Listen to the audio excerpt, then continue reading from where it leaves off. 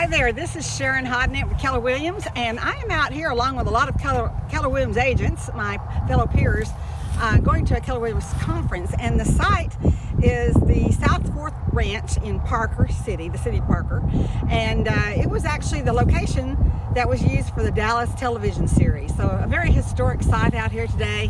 It's a beautiful day and the wind's low, so I'm thankful for that.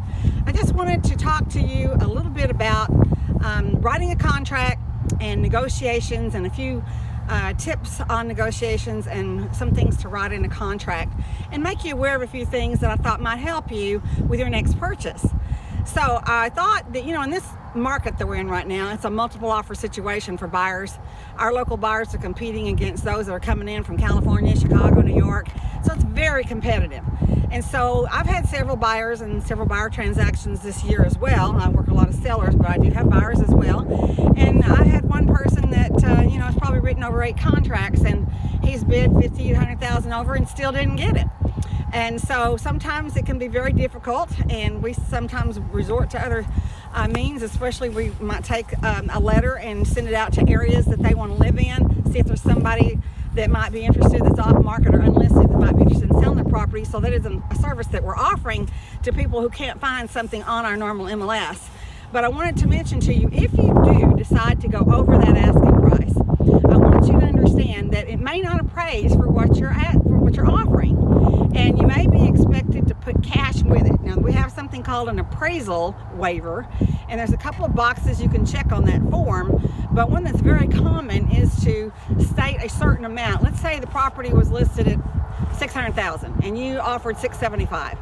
So on the appraisal, you'd say, well, I have to make sure that it appraises for at least $600,000, and I would bring the additional $75,000 in cash at closing.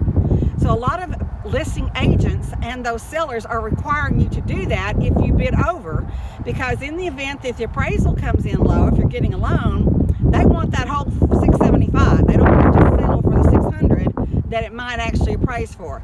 That's the dilemma that you have in this market right now. So just remember, let's say for instance something should happen and you get transferred out next year and you need to sell that home next year. Can you sell it for $675,000 when the appraisal just came in at $600,000? I just want you to be aware of what your situation could be. Now, you might be in that home for the next 5 years, 7 years. The average time frame for people to sell is 8 years. We just came from our conference, and that's what they told us. So the average person moves every 8 years. You're going to have a huge equity buildup by then.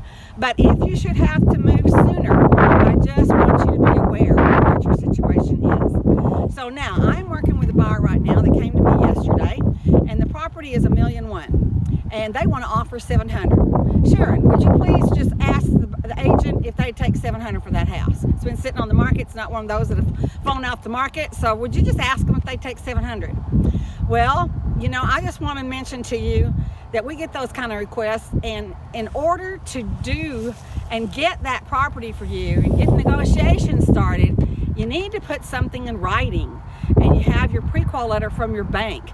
Because if you just do a verbal, the agent and the seller are not going to think you're serious. So there's a very good possibility that I put this offer out there as $700,000 and they may meet in the middle, or they may come down $50,000 or $100,000, who knows? But they've got the pre-qual letter there showing that they can qualify. They're just not willing to pay what's being asked.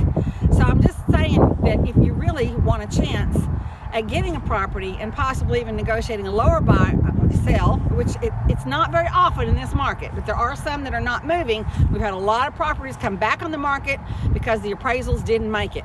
And so there's a lot of back on the markets right now, and a lot of people and a lot of properties that are sitting, not like they were last year, March, April, May, where things were just flying off the shelf. But we are starting to balance out our market.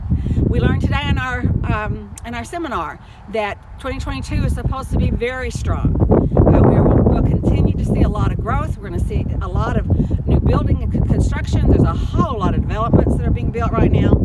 So I also wanted to be mentioning to you something else. So if you do an offer, you probably should put some kind of a guideline, like 24 or 48-hour response, if you're really interested in doing that. Now, if you feel like there's 10 or 20 offers, you may not be able to do that. But if it's one that hasn't moved, I would put some kind of a time frame on it so that you get some kind of answer in 24 to 48 hours. I think it's important important too that you realize that negotiations can be win-win.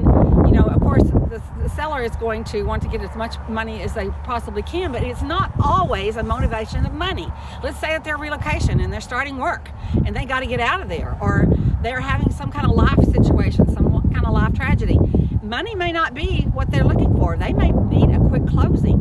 So it's not always about money. It's in negotiations. It's trying to find out what each side needs, trying to understand each other's needs, and trying to understand, you know, how we can have everybody get what they want and have a win-win. So there are lots of tips that we can offer. I don't want to go too long in this video, but I just want to tell you that I've been doing this for 32 years and I'd love an opportunity to help you with either your buying or your selling side. Again, right now our motto is you sell on the market and you buy off the market, because if we can help a buyer find a home and get something tied up, then they know where they're going. We can do a contingency, especially with somebody who's off the market and doesn't have it actually active for sale right now, and then put your home up for sale so that you know that you have a place to go to.